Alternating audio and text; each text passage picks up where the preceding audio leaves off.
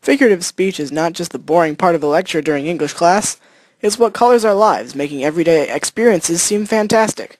Oh, today I leaped onto the great metal bowl, you may say, and I rode it bareback down the pitched pathway all the way down to the institution of brain tempering.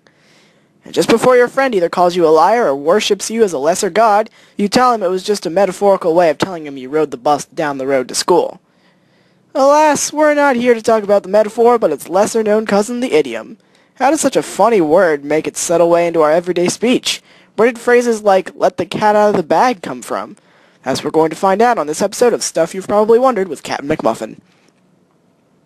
An idiom, if you didn't know, is a phrase spoken to compare two unlike things, but idiom's focus is to use phrases that would normally be considered things you could actually do.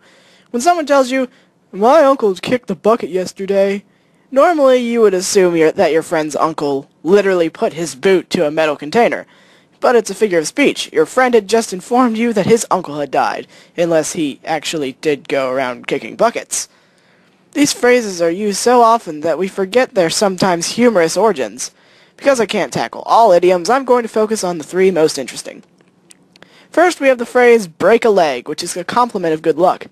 Obviously, people won't openly command you to go snap your femur in two, so why would anyone say it in the first place? This idiom's origin comes from medieval times, when many Europeans believed heavily in the supernatural. Plays were a big thing in those times, so often actors would fear they would mess up their lines. The people of the medieval era also believed in sprites, who would always cause trouble by granting the opposite of people's hopes. So when friends of the actors would say, break a leg, they would be simultaneously thwarting the sprite's malicious plans and saving the actor from certain embarrassment. Next, we have the idiom, a horse of a different color, which you probably directly associate with that horse in the Wizard of Oz movie, who was a chromatically enhanced equestrian. But this phrase originated from what else but horses. When one is born, their color is recorded, among other things. When it comes time for the owner to sell the horse, the records go along with it. Now often, horses have a slight change in color when they grow, and so just as often, the new owner will think he had been conned. Speaking of conning, we have the third idiom on our list, which is cat out of the bag, an expression meaning that you let an important or secret detail slip and now your friend or national government knows all about it. Once again, this phrase originated from medieval times, when merchants looking to get an extra buck for something worthless would con unsuspecting passers-by. They would begin to sell you a whole pig, nice and plump, for an outrageous price in a nondescript bag. And you, needing to feed your family, buy it anyway. But the merchant has actually stuffed a cat in the bag, and as long as it didn't wriggle around in there, the merchant's clever ploy is a success, and you get a face full of claw when you return home. So that covers 3 origins of idioms.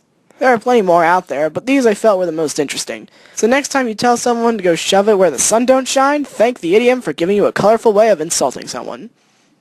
Thanks for watching, and as always, if you have any questions, leave it in the comments or email me at captainmcmuffin@gmail.com. In the comments, tell us what your favorite idiom is, and if you know its origin, enlighten us.